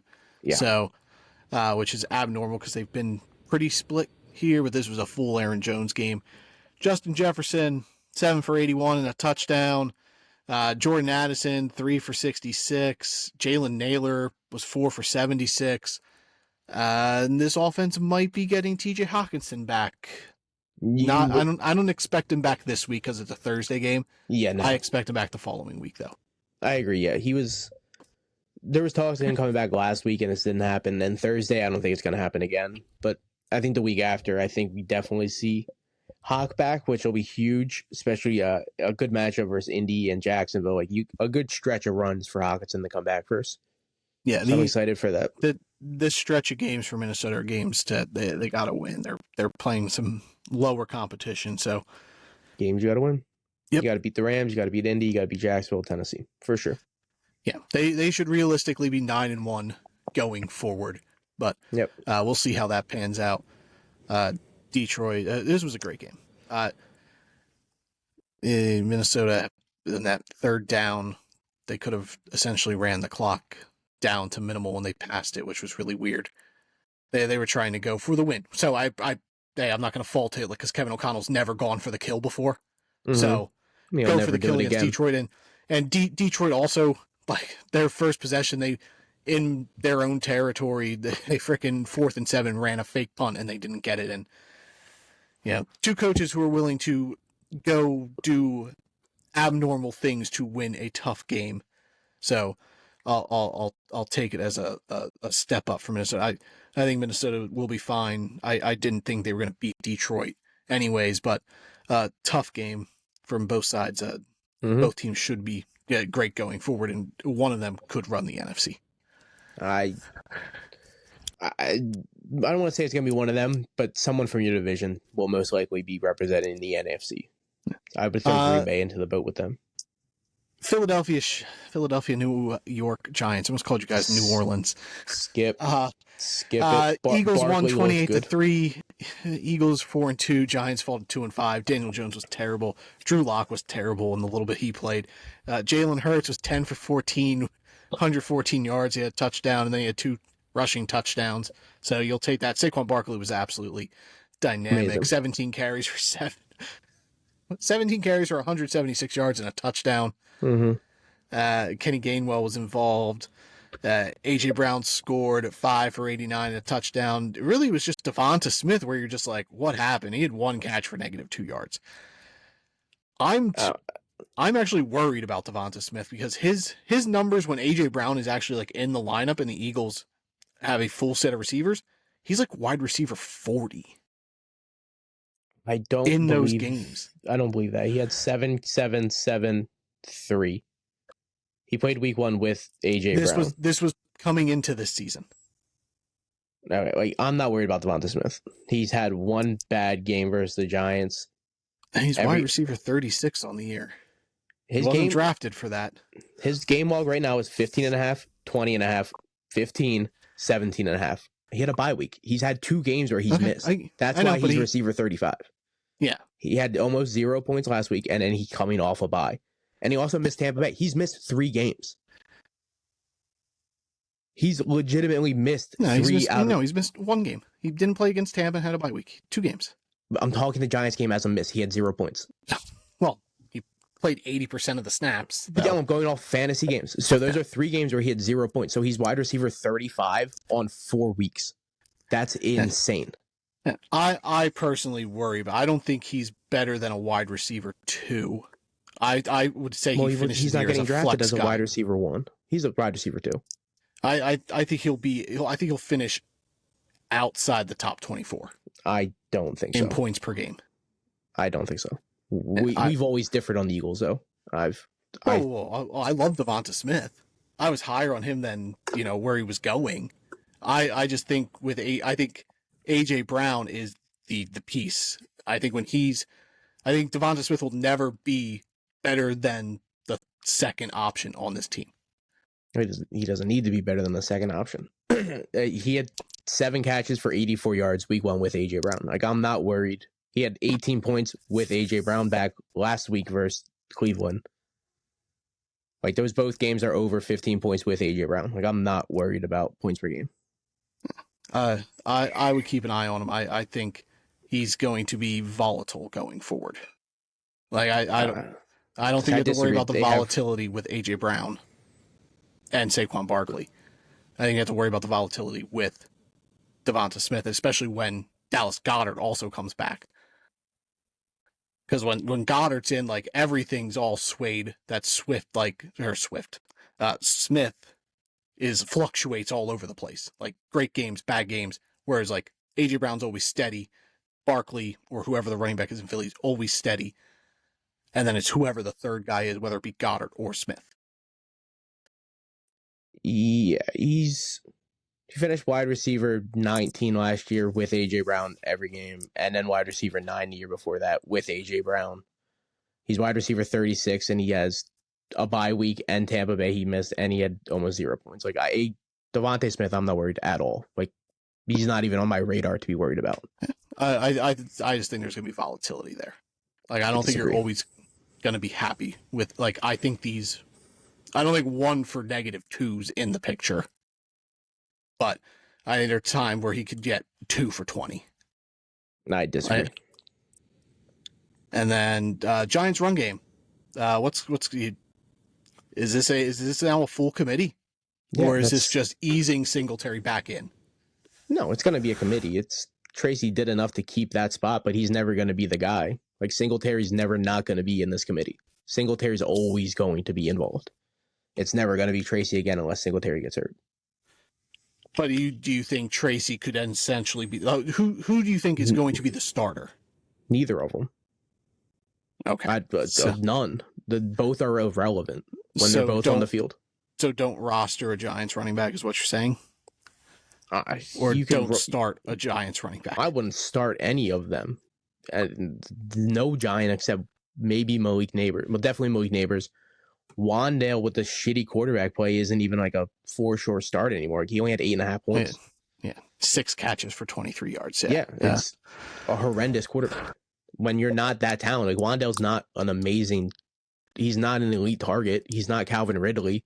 So like I don't expect him to be good with shitty quarterbacks. That's Would you try trading Malik Neighbors right now in redraft if you were a Malik Neighbors owner? Try to sell high on him, or 100%. you just gonna okay? Especially with the possibility of Drew Lock coming in, like they have no rapport together. Like Danny Jones and Neighbors at least work together all offseason. Mm-hmm. Drew Lock's gonna come in here and it's gonna be a completely new fucking thing. Like I'm dreading the rest of the year as a Giants fan. It's not gonna be pretty, especially with the offensive line being hurt and looking like trash last week. Losing Andrew Thomas, huge loss to this team. Another shit game. The Rams and the Raiders. The Raiders are 2-5. Rams now 2-4. Rams win 20-15. Why was Antonio Pierce kicking a field goal with 2 minutes left when they're down 8 on? It was like 4th and 4. Anything Antonio Pierce does, I don't question. He's arguably the dumbest coach in football. So he also punted in his own territory earlier this year. He should be fired next, not Doug Peterson. And I hate Doug Peterson, but Antonio Pierce isn't it. Like, I don't know what's going on. Like, Gardner Minshew was 15 for 34 for 154 yards, 3 interceptions. Yeah. And O'Connell got hurt. He's out now, so I guess we're back to Minshew. They did sign Desmond Ridder, but Vegas needs to be in the quarterback market next year. Alexander Madison was fine. Like, he didn't score, but he had a good game. 23 for 92, 3 for 33 through the air. Mm-hmm. Like, and that's with White back. Yeah, where do we fall on Alexander Madison going forward? He's flexible, I would say. I don't think he's going to be an RB 1 or 2, but 2 weeks in a row, 15.5, 17.5. He actually averaged over 3 a carry last week. He had 4 a carry, which is great. And he was still in the receiving work a little bit. He had 3 for 30. That's 6 points. So I'm surprised he didn't get in the end zone, to be honest. That's been his shtick all year. That's been his shtick, yeah. But it's nice to see him actually produce without a touchdown. Vegas passing game, nobody but Brock Bowers. Like, maybe Jacoby Myers, when he comes back, gives him a little bit, but, like, I don't even know if he's even worth it at that point. Like, I don't want to roster a single Raiders receiver, but Brock Bowers continues to be great. 10 catches on 14 targets for 93 yards. This dude's a superstar. Yep. And then the Rams, it was just Kyron Williams. 21 carries, 76 yards, and 2 touchdowns. That guy just scores. He has scored every game he's played this year. Mm-hmm. He's been an incredible draft value. Fell into the second round, most likely, in most leagues. Huge steal at that point. And then it's probably going to happen again next year because we won't draft him in the first round because we're going to try to get too pretty with, Jahmyr Gibbs again. Yeah, and there's also going to be the talks of, Blake Corums has a full year under his belt, so it might be an actual split carries come next season. And, I don't think we have so. a strong draft class coming in. People love drafting rookie running backs, especially if, like, one ends up in Dallas. We're going to be like, Ashton Gianti's in the Cowboys. RB1 off the board, brother. Yeah, you mean like Clyde Edwards-Helaire getting drafted over Jonathan Taylor in fantasy football because he was drafted by the Chiefs, not the Colts. So, but he was also drafted before Jonathan Taylor, though. He shouldn't have been. Yeah, no. Clyde shouldn't have been the only back drafted in the first round. At Wisconsin, like it was crazy. Tutu Atwell, 6 catches for 51 yards. Tyler Johnson, 4 for 57. Jordan Whittington put up a goose, no targets. Demarcus Robinson doing what he does best, run cardio. Cooper Kupp should be back on Thursday. Maybe. Unless they trade him. Yeah, there's trade rumors be heating up about they're willing to pay some of his contract if they get a second for him. So I'd hate to see it, but I get why they're doing it. They also have no draft capital. They designated Puka Nacua to return. Yep. Today as well. So he could be back in the coming weeks here. Back to Kyron Williams real quick. They've already had their bye, so you don't have to worry about their bye. But then 1, 2, 3, 1, 2, 3, 1, 2, 3. They have 12 games left, and out of all of them, 9 are green matchups for fantasy. Like, Kyron Williams has the potential to finish as RB1. He has the pathway for it. Nothing but green matchups besides Minnesota, Philly, and the Jets. And the Jets aren't even that good, to be honest. So, and it gets Kyron Williams it'll likely get easier for him once these receivers are back as well, because he's not going to be the focal point. Yeah, you can't stack the box once Cooper's back and Puka Nacua. So Kyron Williams is definitely a guy that you need to go try to get if possible. Yeah. You want to trade him to me? No. No, I don't. Him and AJ Brown are carrying that team. No, Joe Mixon too. I tried. Washington beat up Carolina 40-7. Panthers fall to 1-6. The Commanders 5-2. Jaden Daniels got hurt. He played one drive. So this game made Jaden Daniels look like a system quarterback because Marcus Mariota came out and went 18 for 23 for 205 and 2. So whatever Cliff Kingsbury's doing in Washington on the offensive side of the ball, he's doing it right. To make Marcus Mariota look relevant again. So if Jaden Daniels would happen to miss next week, they're probably in fine hands with Mariota based off this performance. Again, it was against Carolina, so take that with a grain of salt. They have the Bears next week. It's really hard to pass on the Bears. Yeah. Tough match. That'll be a good game, though. Andy Dalton on the other side, part of my voice crack, 11 for 16 for 93 yards and 2 interceptions. Andy Dalton came down to earth. Against the worst defense in football. Exactly. That's the thing. Like the Commanders don't have a good defense. They've been better the last couple weeks. I'll give them that. But man, the Panthers are who we thought they are, dude. Like this has been a rough couple weeks for sure. It looked fine at first with Dalton, but now it's just like, oh no, we're still really bad, by the way. It's just that Chuba Hubbard looked a lot better. Deontay Johnson looked like shit last week, though. Yeah. But he came in hurt, so he was banged up, and it got out of hand real quick. So, Chuba Hubbard, really 17 needed. Carries, 52 yards, and a touchdown. You'll take that in a game where you lost 40-7. Because like if that's happening, like they're not running the ball a ton, and then you're phasing Chuba out of the game. But the pass game wasn't there. Leggett had 2 catches. Deontay had 1. Jalen Coker had 1, and that was it. Yeah. Keep an eye on Jatavian Sanders, though. 6 for 61. I think that he's getting more involved every week. He's played over 70% of the snaps the last 3 weeks. Last week he had 5 catches for 49. This week, 6 for 61. So rookie tight end. If you're looking for a stream option, he might be a guy to consider based on matchup. Washington's run game. Brian Robinson's been great all year. 12 for 71 and 1. Eckler didn't do much, but he didn't need to with how this game was going. They really put him out there 4 for 17, then 2 for 3 through the air. Terry McLaurin, 6 catches for 98 yards. It was good to see that he didn't falter with the downgrade in quarterback to Marcus Mariota. And then, Zach Ertz, just doing Zach Ertz things, 4 for 40, touchdown. And my guy, the end zone. Ben Sinnott. Yeah. First catch, touchdown. 2 catches for 6 yards. But, yes, sir. Garbage time stuff, so don't be looking at shift really at tight end there. But dynasty-wise, Ben Sinnott, maybe go out and get him. Maybe the person that drafted him is not too thrilled that he's not playing this year. He should be the tight end next year over Zach Ertz. Let's be real. So. But how worried are you if Jaden Daniels misses time? Worried for who? Washington. If he misses time, it's going to be just a week, I think.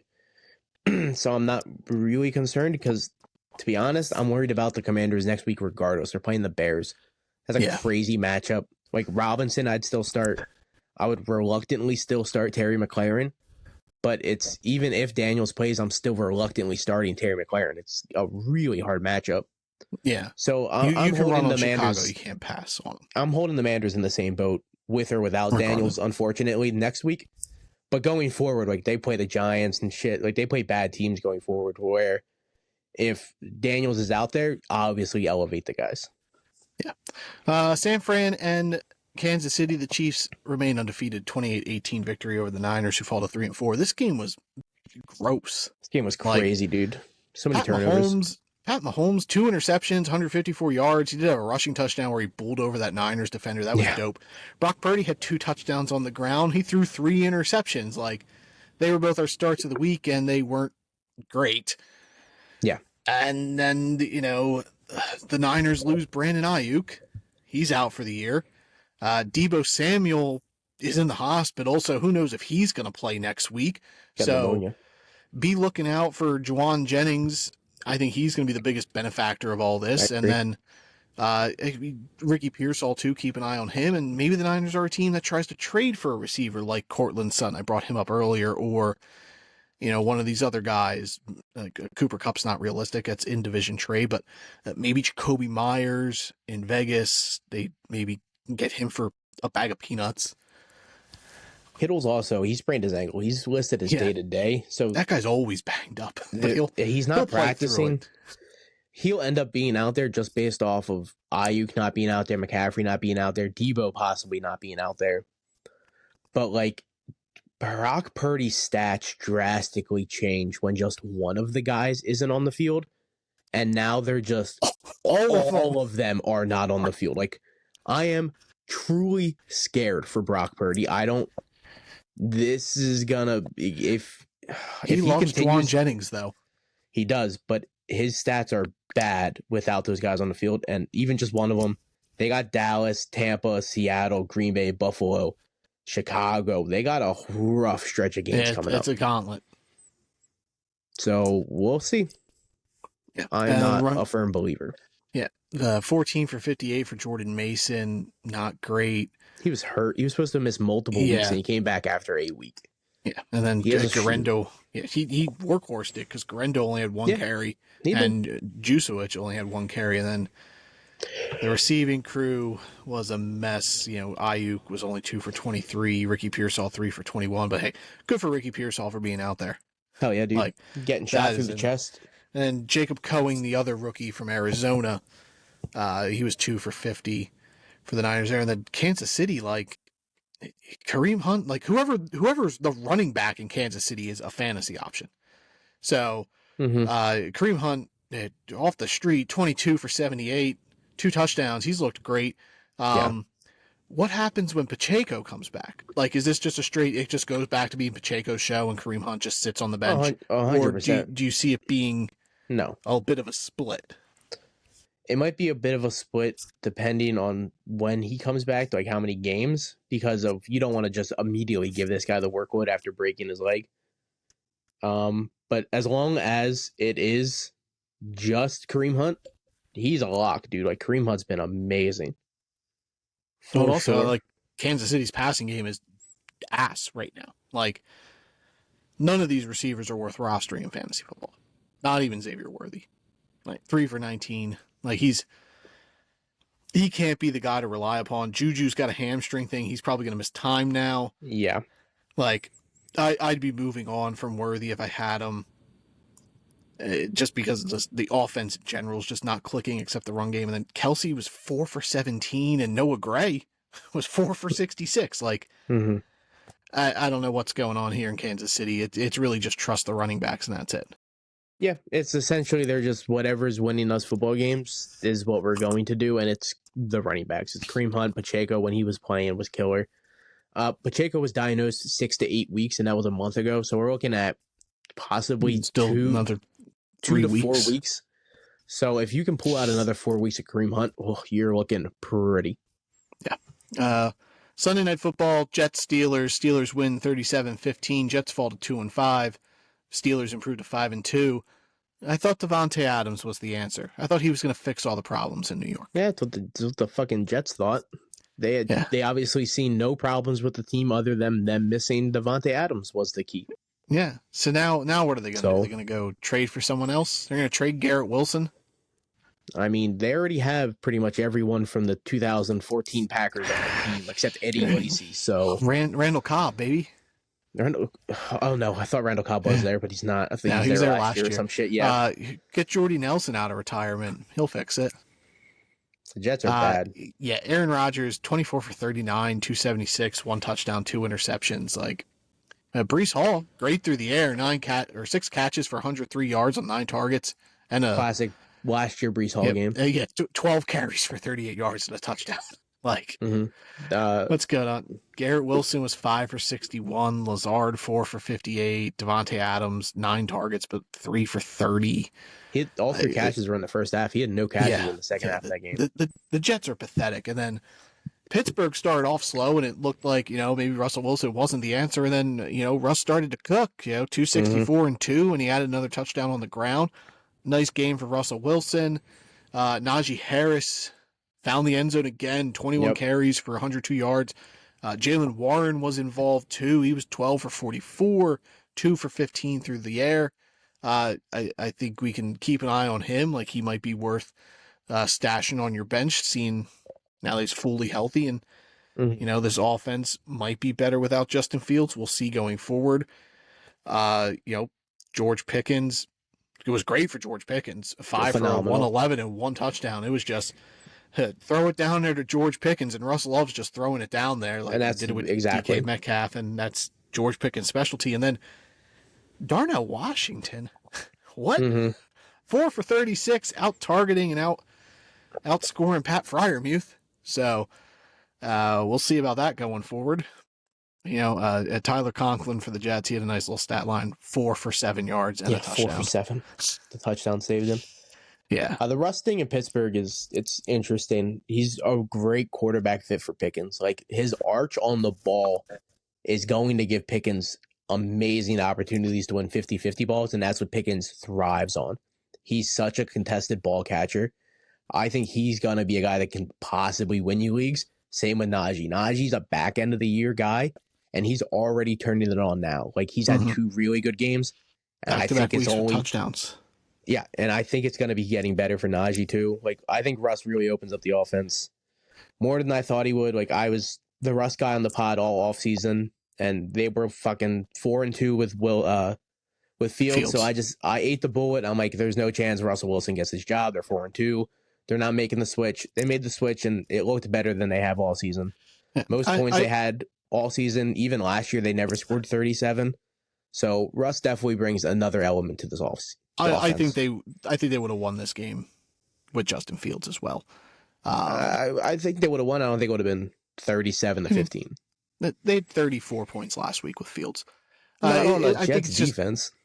The Raiders defense. Raiders defense is good. It's okay. It hasn't been what it should be this year.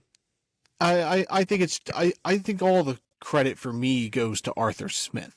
I think he's just done a great job just adapting this offense to who's back there at quarterback. Like, he built the offense to fit Justin Fields, and then Russell Wilson comes in, got to change it a little bit. Like, Russ isn't going to run around like Fields is. He's going to hold the ball, take sacks, unlike Fields. But, like, Russ didn't. Like, he looked better than he has in a while. Like, he wasn't eating sacks. Like, I was worried that, like, Field or Wilson was just going to get eaten up because Pittsburgh's line is bad. Like, one of the worst offensive lines of football. But he was getting the ball off quick, and kudos to Russ and Arthur Smith for coming up with a game plan to fit that to the line. Whereas, like, Fields, he can escape that pressure because he's, a mobile quarterback. Yeah. Yeah, I think like Pickens, I think is going to thrive. Najee's going to be fine regardless, but I think it does open up the run game more having a legitimate quarterback in the backfield. And I actually think this is where Courtland Sutton ends up. I think they were using Van Jefferson way too much, and they've been in the sweepstakes for Ayuk. They were in the sweepstakes for Devontae Adams. They've actively been trying to seek another receiver to put with Pickens. I think it's going to be Courtland Sutton, and I think that's going to be a really good pair for Russ and Najee going forward. I think Russ has familiarity with Courtland Sutton last year in Denver, and Courtland Sutton had 9 some touchdowns with Russ last year. Like, he was an elite fantasy option last year with Russ. Like, they were really good together. So I think they get connected back up in Pittsburgh. I think Pittsburgh does need another option on this offense to push them over. Like, I think they're a borderline playoff team as is. I know we differ on the roster. Right now I have them slightly above Cincinnati in terms of in my power rankings, but if they can get another option to boost this offense, then we're talking. And the offensive line obviously has to get healthy. Like, they need to get Troy Fautanu back out there. Zach Frazier's out too. Like, the line being injured really worries me because, Russ not, spring chicken anymore. He's not going to move around pressure like he used to. He looked good versus the Jets, though. He did. For sure. He did. But better than I thought he would. So we'll see where Pittsburgh goes going forward. Baltimore on Monday night beat Tampa 41-31. Ravens improved to 5-2. Tampa falls to 4-3. And Mike Evans is out, most likely, until the bye week. And that's week 11. He fucked up his hamstring. He probably shouldn't have played. Coach confirms 3-game absence for Mike Evans. I don't know how you confirm a 3-game absence. Well, that'd be 8, 9, 10, and then the bye week's 11, so 4 weeks. Oh, so yeah. Mike Evans is probably out until week 12. That's fucking crazy. And Chris Godwin is out for the rest of the year. Yeah. His ankle was facing the opposite direction. Dude, it was disgusting. bad. And then to watch him like crawl, like you could see the pain, the physical pain that this man was in. It literally looked like you were watching a horror movie. I'm a very avid horror movie watcher, and the way you seen his ankle was completely turned, and then he like started the army crawl, and I'm like, holy shit, that guy's in pain. And then I just looked at his ankle, and I'm like, oh, Godwin's done. He's fucking done. Which is a shame because that guy has been it's sad. Lights out this year, and now without Mike Evans, no Chris Godwin. How much fantasy relevance does Baker now have going forward with Jalen McMillan, Sterling Shepard, and Trey Palmer if he comes back? Mm-hmm. I don't really trust any of them right off the rip. Shepard would be the guy I would try to get right now, just based off of the last couple weeks, him being involved a ton. But I guess Jalen McMillan would be the guy I would try to target long term. But right off the rip, I'm not targeting any of those guys. So, I mean, McMillan had 8 targets last night. Yeah. And then Shepard only had 1. And Trey Palmer is back. He had 3 targets. Oh, I do see that. But, so Jalen McMillan, to me, will go right into the Chris Godwin role. I thought that was my comp, if I had to do one for pro comps for McMillan, was Chris Godwin.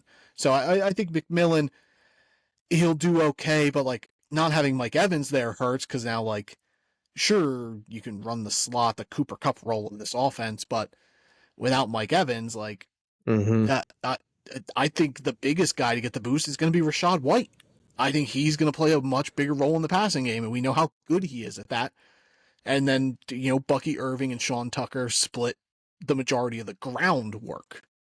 I think White gets a huge upside in receiving work, but I also think Cade Otton gets a huge bump. Yeah, him too. Yeah. He's having a really sneaky season. Like, he's been getting a ton of target. He's on the field a ton. And since week 3, he's been getting 8 targets, 9 targets, 4, which is a little lackluster, but then 6 and 10. Like last week, he had 8 for 100, which is amazing. That's a receiver game.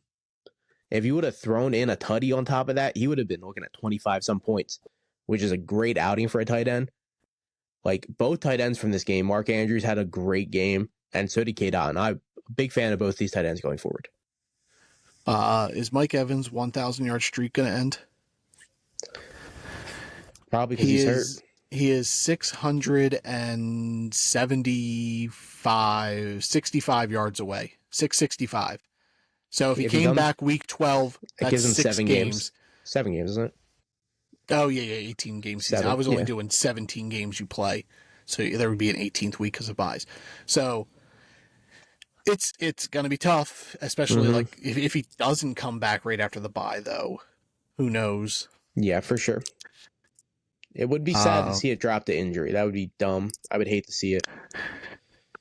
Yeah, and then the run game for the running backs for Tampa all did well. 10 carries for Rachaad White, 40 yards, 6 for 71 through the air, 2 touchdowns. Bucky Irving had a rushing touchdown, which saved his day because he was only 9 for 23, but he had 3 catches for 54 yards. And then Sean Tucker had 5 carries for 29 yards in the first half, and then he didn't get another carry, but 1 for 9. But he was still involved early, and I think that's going to have, I think game script took him out of the game because he's not going to do any pass catching work. I also think that Bucky and White were just the hot hands. That's what the coaching staff has already said. I think if Bucky would have slipped a little bit, or Tucker would have just been slid right into that role. Like, I don't trust any of these guys going forward. If I had to pick one, it would be White, just based off the receiving work going forward. I think White and Irving are fine, but if I agree. I think Sean Tucker, if Tampa's winning, that's when I think you're going to see Sean Tucker because he's got the style to just run you out. I'm cool starting White and Irving. I don't know which one I would favor per se. Like, I don't trust either of them based on the other one could possibly just take the work if they just start shitting the bed. Yeah, like if White comes out and fumbles the first carry of the game, who's to say that he gets another carry until like halftime? Just based off if Bucky comes in, he starts looking good. Tucker has a 15-yard run. The whole running back situation in Tampa is scary. Now they don't have a passing game, so that's So are you out on Baker now for fantasy? He had another game, 2 interceptions, but 31 for 45 for 370 and 3 touchdowns. But now no weapons. I think the offense doesn't stutter too much. I'm still cool streaming him to see how it goes. Yeah, I think Baker falls into a stream category. I don't think he's like a Yeah, guy you yeah. can lock in anymore. Yeah, exactly. Lamar Jackson, MVP again, probably, but yeah, Is there a chance they give it 281 to yards. Henry? No, he's not a quarterback.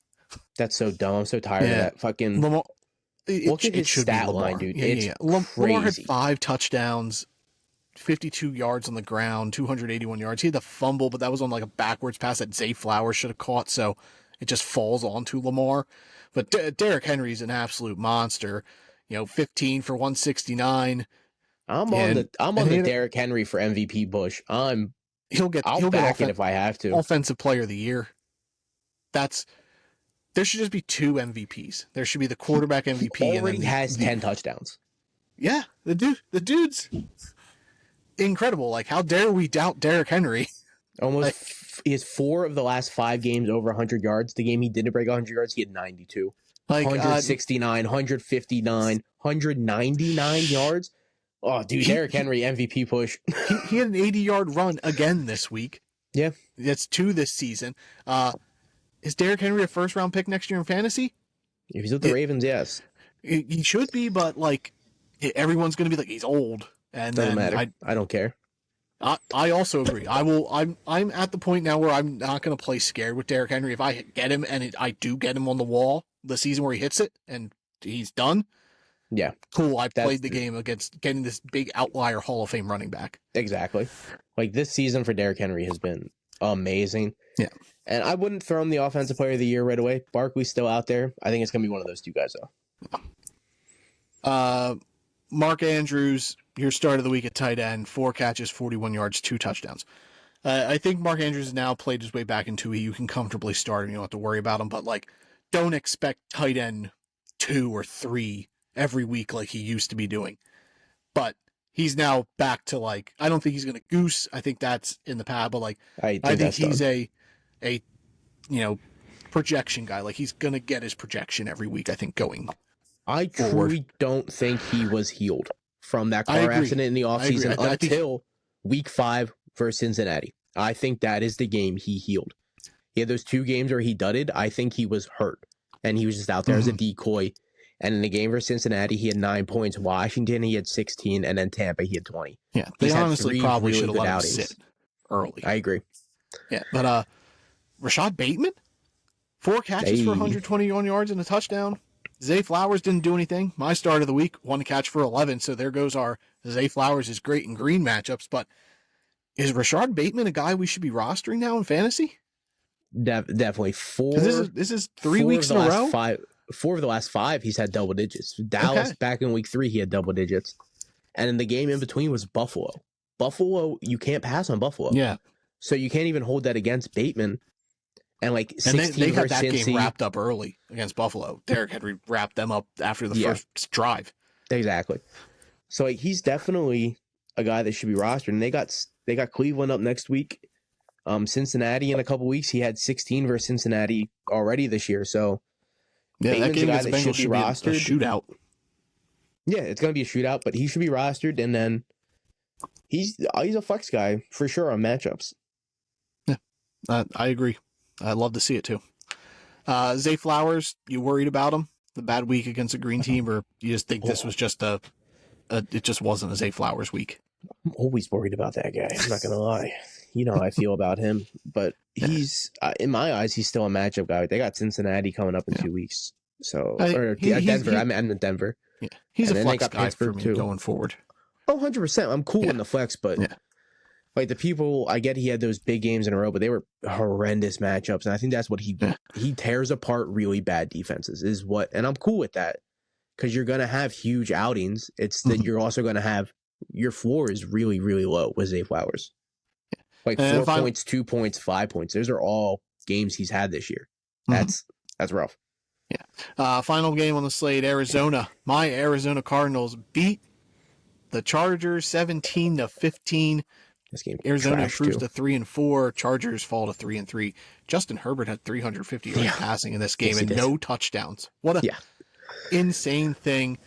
And then the J.K. Dobbins was only 14 for 40 against a bad defense. He did have 3 for 26, but not the game you were looking for him. No. the receiving game, like Josh Palmer 4 for 63, McConkey 5 for 46. Yeah, nothing great there either. And then Will Dissly out here Close. 8 for 81 is the tight end because Hayden Hurst didn't play, but I wouldn't look too into the radar that Will Dissly's doing this regularly. I think that was a huge outlier for him. But the Chargers offense doesn't really have fantasy. Like, you're going to start Dobbins, and like other than that, it's just guys I don't want to play. And I barely want to play Dobbins. Dobbins is a flex guy. Like, just based off of floor, like you can't really rely on an RB to get 9 points. That's in full PPR. It was less than half. So, man, I don't know. The Chargers offense is just not what it should be. So Justin Herbert, they need to get Herbert like a true number one receiver. Like, for 350 yards and not score a touchdown. They have a really good offensive line. Like, they're not getting the pressure. But Arizona still had 3 sacks, and Arizona doesn't have a pass rush. So I don't understand what's going on with the Chargers. Do you think if Quentin Johnston played in this game, they would have won? Because like he's been the touchdown guy. I think if you play these teams 10 times, the Chargers win 8. I just think we got some type of fluke. Oh, you just got a fluke. Hey, it's possible because Arizona's been pretty all over the place. Like, Arizona is just, they're super hit or miss, and they're 3-4. They have the same record almost as the Chargers. Chargers 3-3, but like the Cardinals' defense is inept, and for the Chargers to go out there and only score 15 points versus an inept defense is just, your offense is bad. Yeah, and so like, Kyler Murray wasn't even great. 145 yards through the air, a touchdown, interception. He had 60 rushing yards, which is great to see because like they weren't running as much with Kyler. He had a touchdown. It was James Conner, like 19 for 101, 2 catches for 51 yards. It was his backfield. DeMarcado wasn't involved. Trey Benson didn't have a carry, and then like Dortch was 1 for 5 and a touchdown. Marvin Harrison had a really bad game. Like, for once, like this wasn't like he shouldn't have played, like a scheme thing. Like he dropped a ball that was right in the basket, and he shouldn't have. He got hit in the head again. Like, he was 3 for 21. Like, the offense isn't also like scheming quick passes to him. Like, they're just trying to only go downfield with him. Like, the offense is being run very poorly here in Arizona. Like, I don't know what their offensive coordinator is doing. Like, why aren't you running quick plays to Marvin Harrison instead of just hoping he stretches the field and then, you're just taking off with Kyler Murray? But Trey McBride's not scoring. He's in this Dalton Kincaid boat where he's 5 for 51, but he's just not getting touchdowns. Like, Arizona, get an offensive minded guy in there to do stuff. Like, man, imagine they had Cliff Kingsbury. Yeah, imagine if they had Captain Cliff.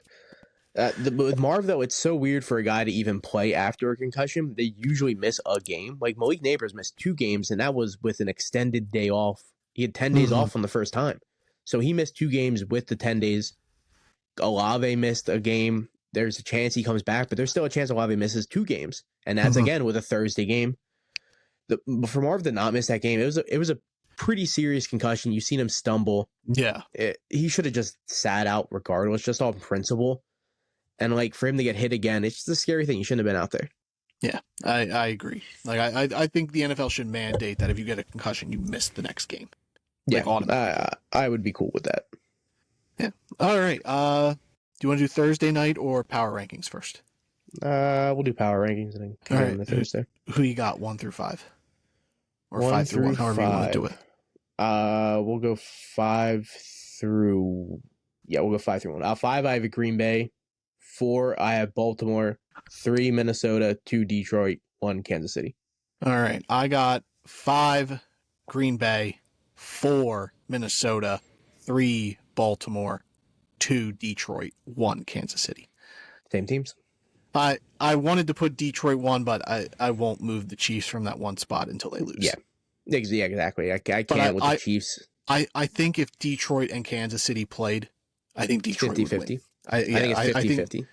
Yeah. I think neutral field, it favors Detroit. In Kansas City, I think the Chiefs win, though.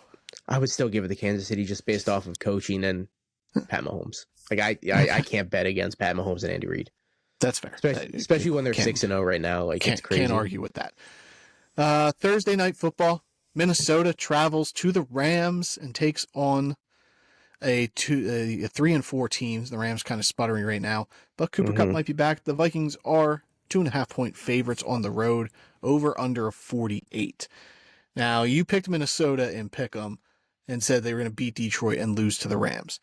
They didn't beat Detroit. Do you still think they lose to the Rams on Thursday? I think it's going to be really, really close. But you guys losing to Detroit, I think I'm going to have you guys getting the win.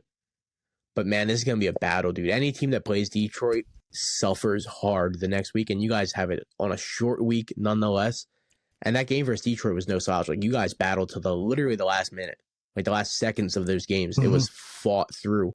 So that's an hour of hell versus Detroit. And with Cooper Kupp possibly be back out there, that opens up the Rams offense a little bit with Kyron being on a roll. It's going to be a shootout for sure. I think it's going to be a lot closer than people think it's going to be. A tough game, and then to follow it up on a short week is what worries me. Yep. But I think the Vikings got to come out hot. If they're going to win this game, they need to put the dagger away early because the Rams are banged up. Like, the line's terrible. Like, Brian Flores needs to be hitting Matt Stafford with everything. I think the Vikings do win. I think they cover the 2.5. But I don't think it hits the over. I think it's going to be like a 24-17 type of game. I'll go 21-18. Yeah. They would still cover. But yeah, I think it's gonna be 3 points, bro. I wouldn't be surprised if Minnesota's up like 14-3, and then classic Vikings, they just kind of cruise, and Arizona or LA gets back into it, but can't put it all together.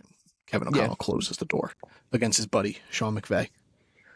Yeah, if you leave the Rams any bit of like evidence that they can come back, the Rams are going to be in the game. That's just a really good coach team with Matt Stafford. That's what it comes down to. Like McVay, Matt Stafford, I think is elite. I've always thought that about Stafford.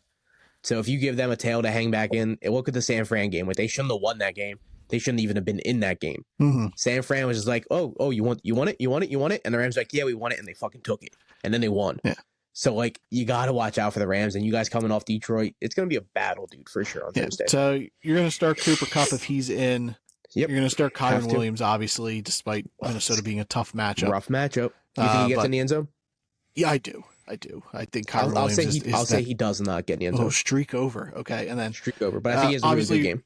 Obviously, you're starting Justin Jefferson. Are you starting TJ Hawkinson if he plays? No, I agree. Jordan Addison. I was really high on Addison last week. He had 11.5. I'm cool with that. Yeah, I'm still flexing Addison. Yeah, I'm cool with that, Addison's a flex guy, and then Aaron Jones, obviously, in your lineup. He's been great this year. He's so good this year. Any Rams receiver sans Cooper Kupp you're willing to play? Vikings pretty bad against the run. Like Tutu Atwell, do you throw a shot on him? If Cooper doesn't play, I'm still starting Tutu. He's had 4 weeks in a row with double digits. What if Cooper Kupp does play?